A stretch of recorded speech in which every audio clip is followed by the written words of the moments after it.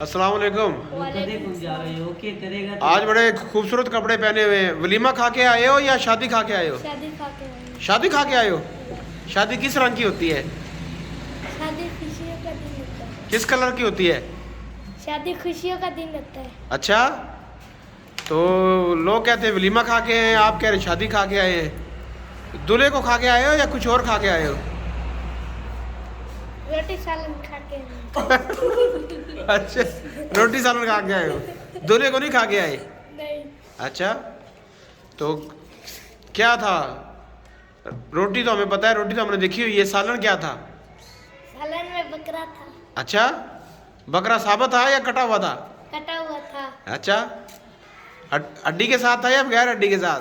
बगैर हड्डी के साथ। कितने किलो खाया आपने? आधा किलो खाया। आधा किलो? आधा किलो तो आप खा ही नहीं सकते, आप झूठ बोल रहे हो। आधा किलो तो नहीं खा सकते। पाया कि पाइए को नहीं खावता। एक पाव? इसकी सुनिए ये एक पाव भी नहीं खा सकते। ये देखो ईयरफोन चलो ठीक है, जाओ कारी साहब आगे पढ़ो, चलो शाबाश, चलो।